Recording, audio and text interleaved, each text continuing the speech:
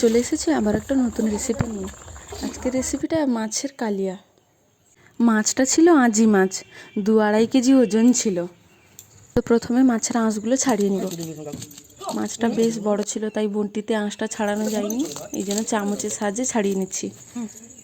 মাছটা আমি কাটছি না, মাছটা আমার বর কেটে দিচ্ছে। তো দেখো কতটা সুন্দরভাবে মাছটা কাটলো। তো প্রথমে মাথাটা কেটে নিয়েছে, তারপর এক এক করে মাছগুলো কেটে নেবে। মাছটা পুরো টাটকা এবং স্বাদ ছিল দারুণ। মাছটা দেখো এইভাবে বড় বড় পিস করে কেটে নিচ্ছে। বেশ অনেকগুলো পিস হয়েছিল। দেখো গাদা, পেটি, লেজ, মাথা সব মিলিয়ে বেশ অনেক কটা মাছ। রেসিপিগুলো কেমন লাগে তোমাদের অবশ্যই কমেন্ট করে জানাবে। আর এই পেজে যদি কেউ নতুন হয়ে থাকো তাহলে আমাকে ফলো করে আমার পাশে থাকবে। আর তোমরা ভিডিওটা কে কোথা থেকে দেখছো সেটাও অবশ্যই কমেন্ট করে জানাবে, তাহলে আমি তোমাদের নাম নিয়ে তোমাদেরকে ধন্যবাদ জানাতে পারবো। এইভাবে সমস্ত মাছ কেটে নিয়েছি। দেখো কতগুলো মাছ হয়েছে। ভালো করে পরিষ্কার করে ধুয়ে নিয়ে চলে আসবো। দেখো সমস্ত মাছগুলো কাটা হয়ে গেছে, এবার মাথাটাও কেটে নিচ্ছে।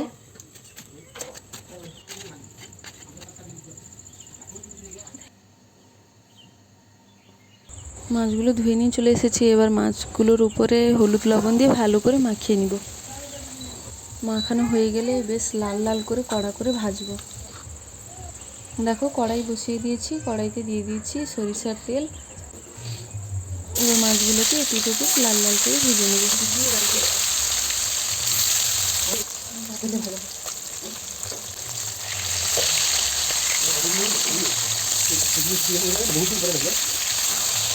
দেখো মাছ ভাজা হয়ে গেছে, এবার তুলে নিচ্ছি।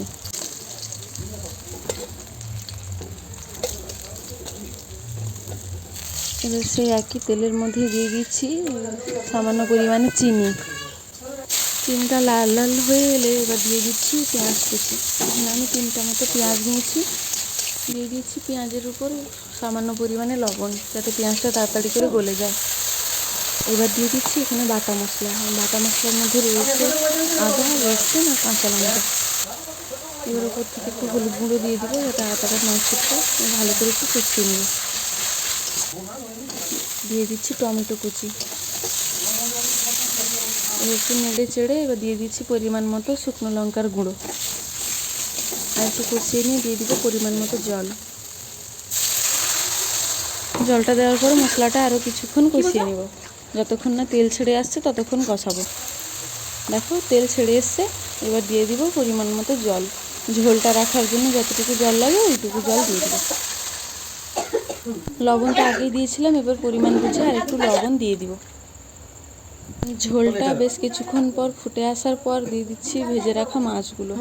আরও কিছুক্ষণ মাছের সাথে ঝোলটা ফুটিয়ে নিব। একটু নেড়ে চেড়ে আর একটু ফুটিয়ে নিচ্ছি। এবার দিয়ে দিচ্ছি গরম মশলার গুঁড়ো। গরম মশলা গুঁড়ো দিয়ে আর একটু নেড়ে চেড়ে নামিয়ে নিব। ভিডিওটা কেমন লাগলো অবশ্যই কিন্তু কমেন্ট করে জানাবে। ভালো লাগলে লাইক শেয়ার করতে যেন ভুলো না। দেখো এবার নামিয়ে নিচ্ছি। দেখতে তো অপূর্ব হয়েছে, খেতেও দুর্দান্ত ছিল। কেমন লাগলো অবশ্যই কমেন্ট করবে কিন্তু।